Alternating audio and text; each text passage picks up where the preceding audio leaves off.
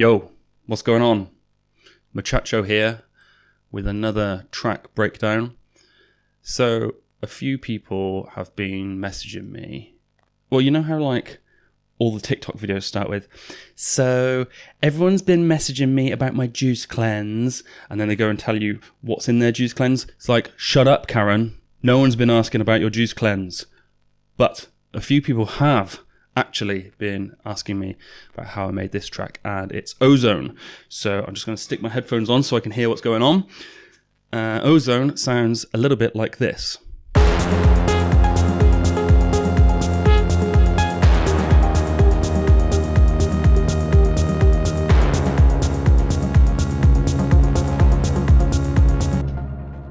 So you may know it, you may not know it, but I'm going to go into how I made it. This is like one of the simpler tracks I've ever done. I like doing track breakdowns when I'm only using a few channels, because when you get into projects that have like 80 channels, it's impossible to give enough time, care and attention to what each one's doing. But I'll run through them kind of in the order that they're in Ableton here. So the first one is the kick, which is nothing special at all. I'll just turn all these off. I've got some very funky send and return routings here. So that's what it sounds like. So it's made up of two kicks. That's the top kick. And that is the boom. Sound a little bit like that. I've got a little bit of EQ on here. No, I haven't. I just like to have it there, just in case. But that's all that's happening there. Bit of filter automation comes in at some point. Roll off the highs, nothing too exciting there. The main, I guess, bass line of the track isn't actually the bass line, it's toms from Battery.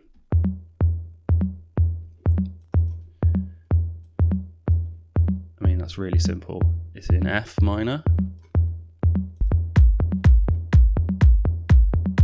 I wanted a sort of a galloping feel to the track, like it was trundling along, kind of like a train, make it sound a bit more urgent, because a lot of the melodic elements are long drones, they're long notes. So to make a contrast, I wanted to have everything short and snappier in terms of like drums, the percussion, the bass line, just to make it make the track have a sense of urgency. Otherwise it would just sound slow and kind of like lazy.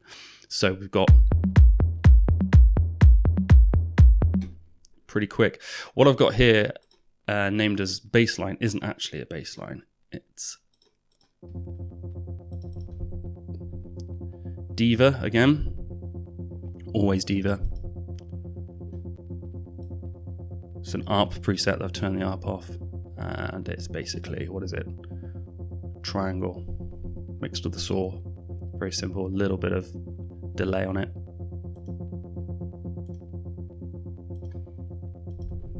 Bit of the fab filter. Should sound like this. And I've just really brutally chopped off all the super lows and rolled off a lot of the highs as well. They're just not needed.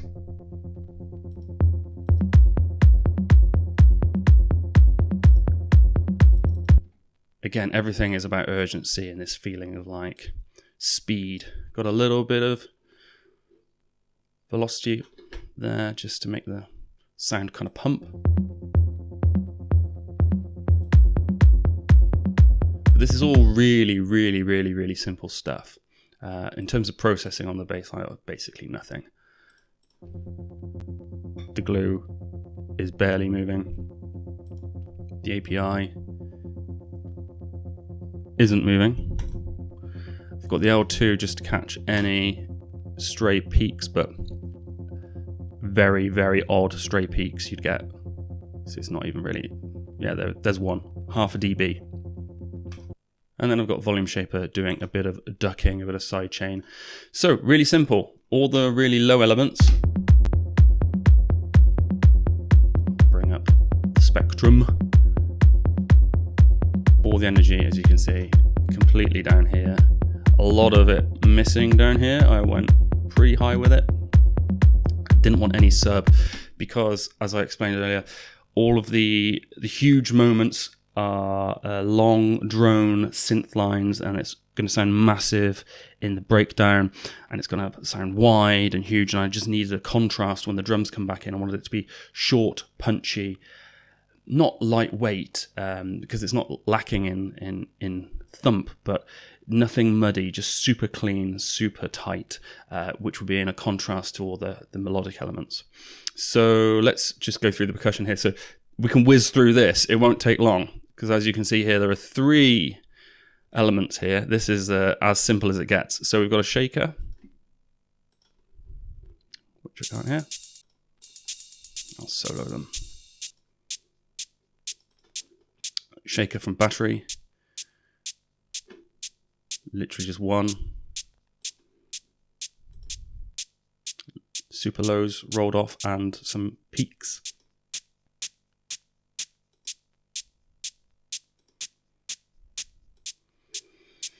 As you can hear, it just takes a bit of the body off at the bottom, and then a bit of the glue just to emphasize the first transient come through.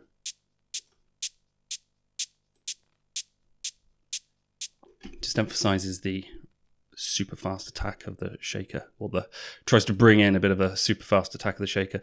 I think shakers can be a little bit too, if you leave them as they are, they take up too much room in the mid-range, and because they're quite a smooth sound, it almost has like a hissing effect. So it's like a whoosh, whoosh, whoosh noise. I like them to be short and snappy. So it's kind of like the attack from a hi-hat, just something like that mixed in with the shaker. I kind of like the combination of that. But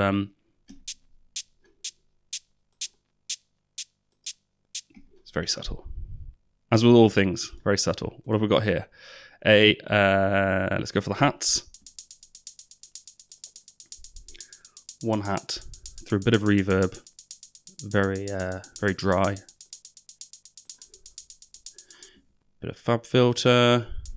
Just taking out some of the really annoying peaks.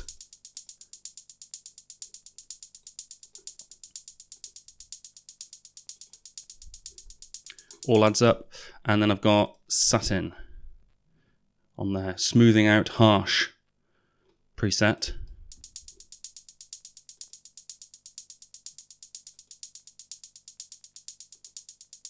You can really hear the difference with that. It's taking off a lot of the super high end. And then I've just got a little bit more EQ and some more compression, but side-chained.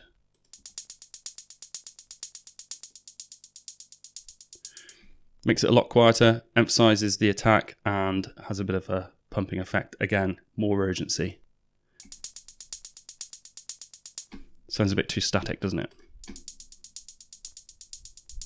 Just adding some movement. And then the last element of all the percussion here is just a 909.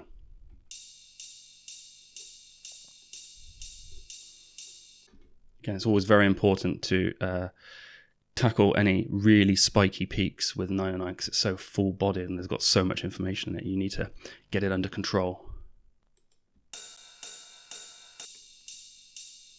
Everybody knows that sound, absolutely classic. And then slight bit of compression. Altogether, it all sounds like.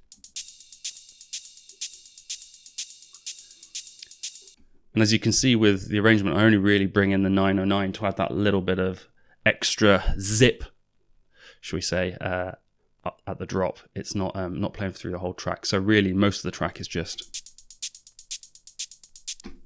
But combined with the drums.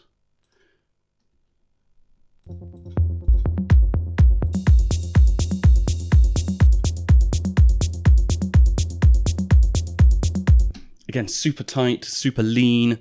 There's no wasted effort. There's no frequencies that are not tamed, that are standing out. It's all very much under control, limited, EQ'd, in the right place, because we have the melody. So this is where all of the magic from the track happens. I couldn't go too over the top with percussion and put in all these elaborate claps and rim shots and then a super intricate bass line, because then I'd have to compromise on the melody, and the melody is super huge, super melodic, really in your face. It really drives the track. You can't have everything be everything all the time. You've got to make a bit of a compromise. It's all about contrasts. So I chose this track, breakdown, melody's huge, the rhythms subdued, minimal, keeping the track going, but the melodies are the focal point.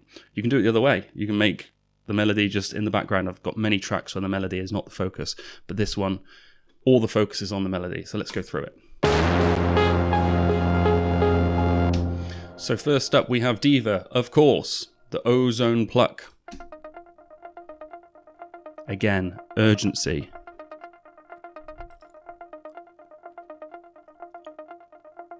Very simple.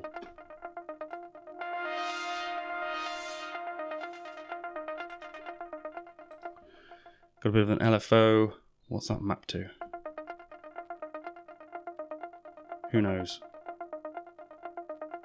Oh, the dry wet, okay. That's mapped to the dry wet of the overdrive. So as you can see, it comes up to about 2% and goes off. Super subtle. Filter. Doing a little, not a lot. And then compression, bit of pumping from the sidechain, and some volume automation. But to go with it, I have, and you'll notice these are the exact same melody. One's panned slightly to the left, one's panned slightly to the right. This one is also Diva with a bit of black hole over it. Love this thing.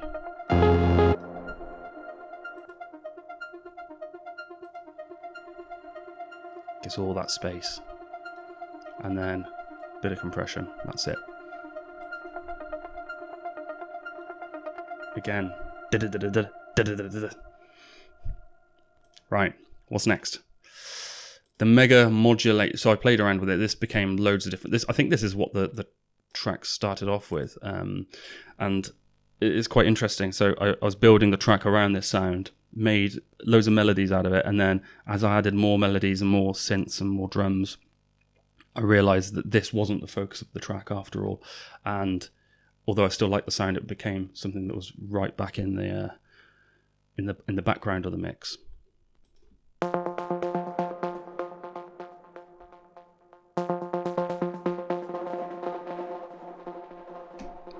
Really short. I think it's a bass sound. Yeah. What is it? A triangle with some noise. Not even that. Fab filter. Doing nothing special. Filter delay, which I love, into another black hole as well. So we take those two off. The least interesting sound in the world. And this remained in because it's kind of like a call and response with another sound, which is the noise lead.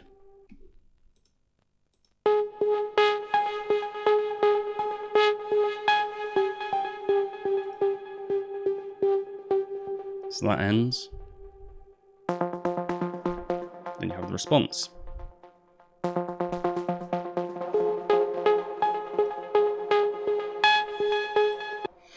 The noise lead is this. So this is all Diva again. It's a saw with noise, unsurprisingly. It's got all this wonderful modulation. Everything's moving, nothing's standing still. The velocity really impacts the notes and how much of the filter opens up and how much of the noise you hear.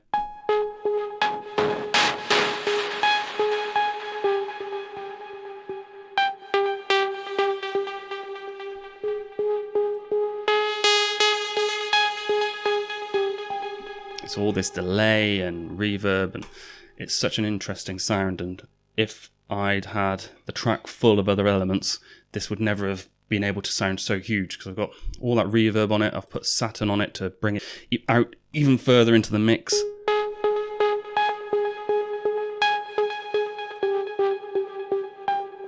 It's quite subtle. And I've also got the randomizer here, so not every note is where it's supposed to be.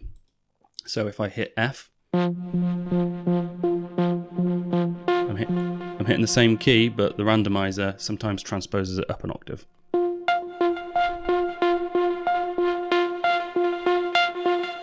Got a 50-50 chance, and this is kind of why I recorded the noise lead here, because I had it in my mind that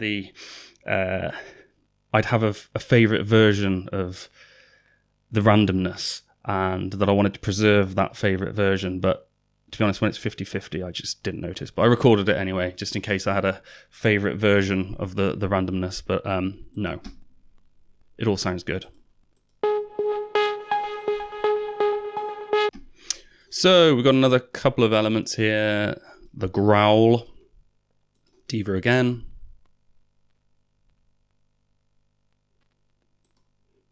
Starts here.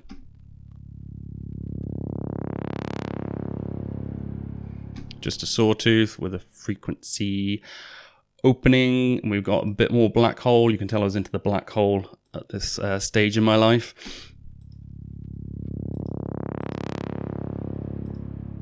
Bit of Saturn, and then Pro Q rolling off the low end, and then we have a complementary noise here.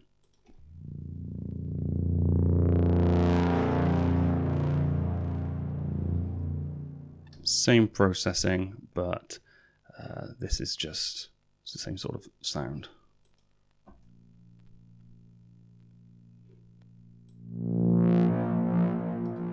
Oh, it's wonderful, isn't it? I love that. And as you can see, it's all about the filter cutoff. So together they kind of add a bit more interest to the track, make it sound like a bit more menacing, I guess. It's not a very menacing track, a little bit. And then we've got a bit of a snare roll here. Again, couldn't be less interesting. But this is where the magic happens here, is this group. So I've got a group within a group, and this sounds like this.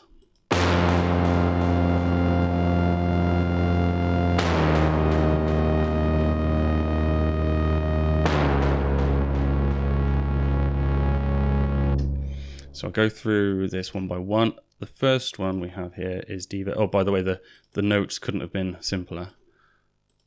There we go. That's the secret sauce right there. F minor. So first one, detune saw. As you can imagine, it's super, super simple. All these patches came from the initial startup sound you have with Diva, the initial preset that you have, which is just a saw with a filter on it and a bit of reverb.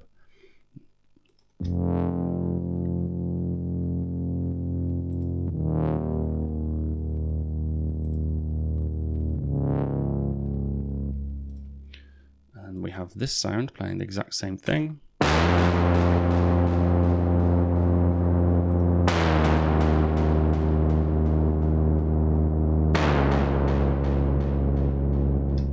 This is all about the noise, really. It's we've got a triangle here. I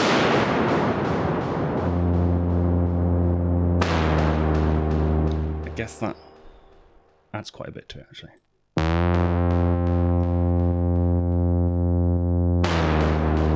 It's all about the noise for me, and having the attack. So these two together complement each other quite well, because all you hear is that noise coming through and like echoing, and because I'm blending between the two, and when I bring this one in, it really makes the track sound aggressive and fills up all the space we've got in the frequency spectrum, and it's got a bit of a bite to it.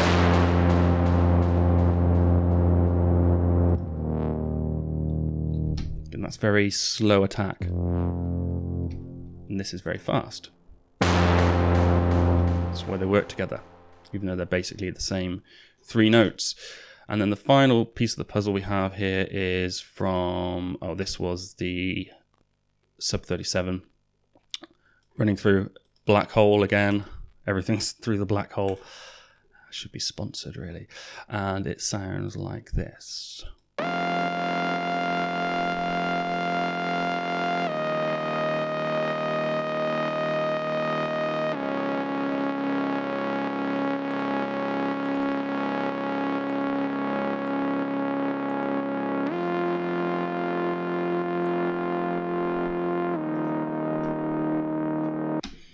So I absolutely love the Sub 37, and I think it gives this wonderful squealing high pitch noise that other synths don't really compare to for me. Like a lot of people think with the Sub 37, they think bass lines, Stefan Bodzin. I think high pitched kind of wailing, kind of like sad crying noises is wow, wow, wow, wow, wow. That's what I think anyway. Run it through the black hole, run any expensive synth through the black hole, and it's going to sound great.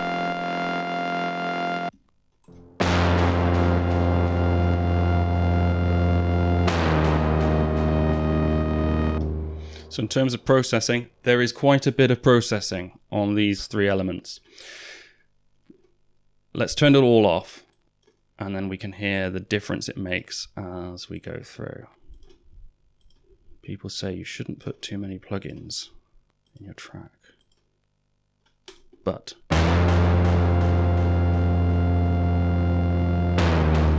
it sounds a little bit dull to me, too muddy. So Saturn,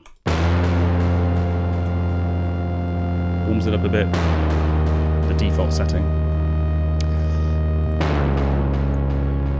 Pro Q3 to roll off the really low end, so I was quite aggressive with the cut here, even though it is quite low down. I didn't want it interfering with the drums and the toms, but as I said, I kept that element, the drums and the bass line, really sparse, so that this part of the track had room to breathe.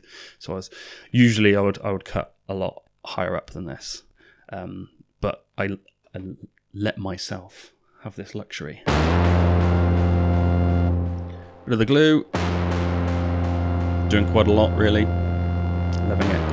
Leveling it out, and then doing the real leveling is the L2 for those peaks.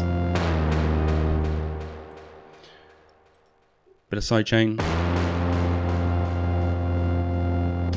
and then the best plugin of all. How good is that?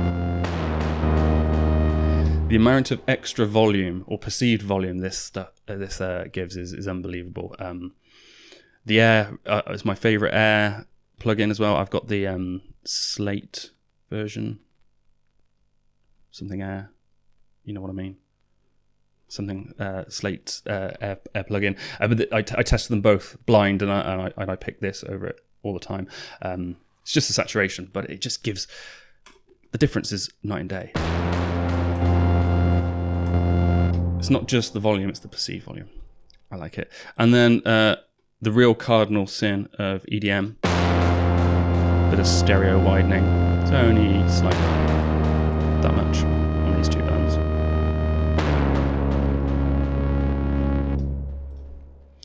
And finally, when you've done all that, you probably need to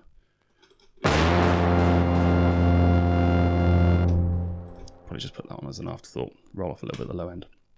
So all of that goes into this group, which then has a bit more processing on it. So we've got the SSL channel. All I'm doing with that is rolling off that's just in case anything escapes and I haven't EQ'd it properly, and I just put a very gentle 100 hertz roll off there, but you won't notice the difference, to be honest.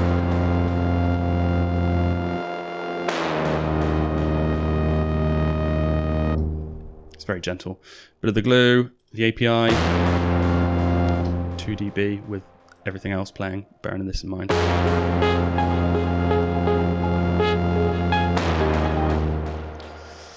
A little bit more widening. Shouldn't do this, should you?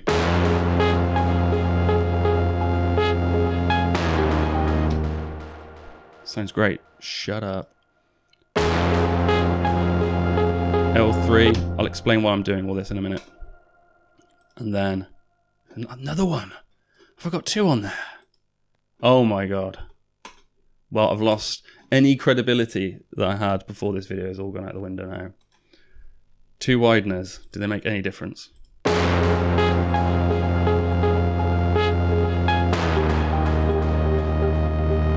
You know what? There is a little bit of difference. And then I got the black box at the end, which makes all the difference.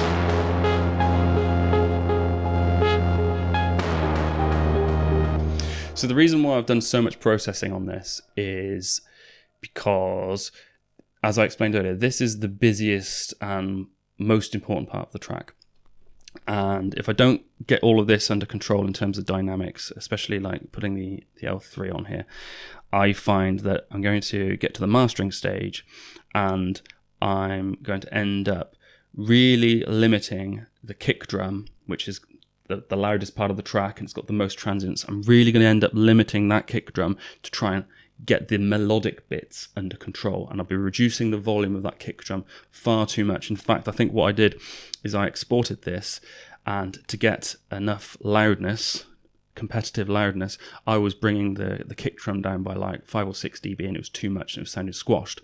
So what I did, I had the luxury of being able to go back into the project file and then sticking an L3 on here and getting aggressive ish, he says. A couple of dB here, a couple of dB here.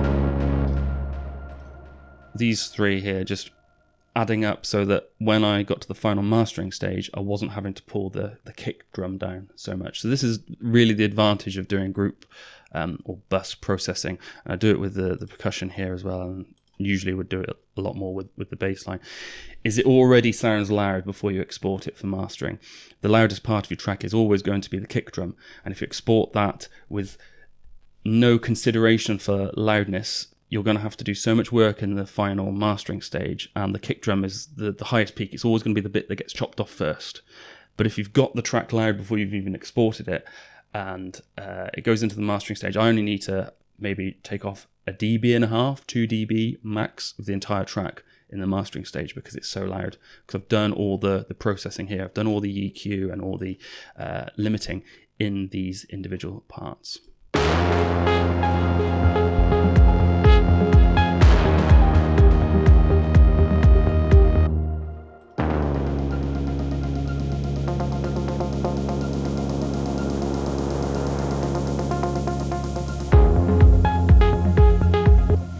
So let's go through what I've got on sends here. Valhalla Room is kind of my default. Shut up. Valhalla Room is my default reverb. I just have it on at in the template, so it's always there. So anything I want to send to it, I know it's going to sound good. I don't even know if I've used it here. No, nothing went to it. The chorus. So there is no chorus on this track. This is literally I had a chorus on here and disabled it, and that audio is going to a battery as a stereo sidechain. I do have very slight delay here on who's using this. The Mega Modulate is using it, and this fella.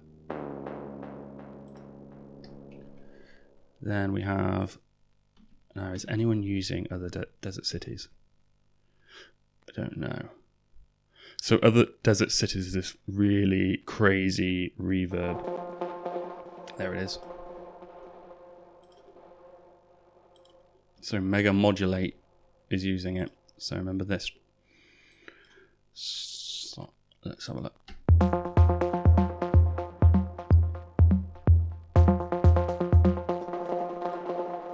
And that's all coming through here. This crazy delay. It's more than a delay.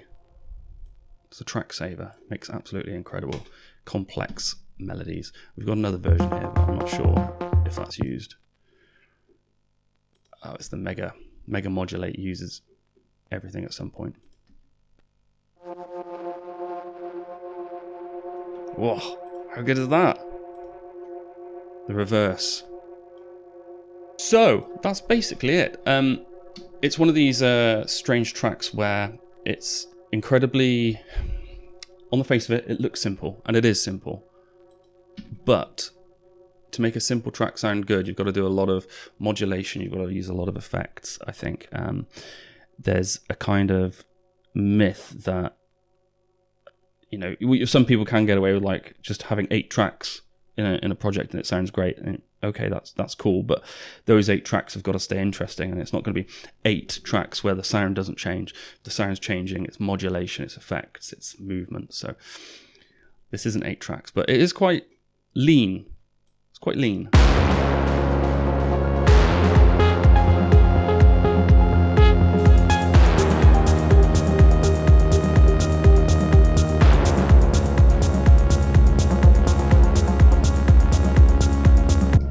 Anyway, so yeah, it's basically some drums, some toms, very little bit of hat and shaker action, and then the rest of it is Diva and a little bit of the Sub 37, making these huge saw leads that all sound lush.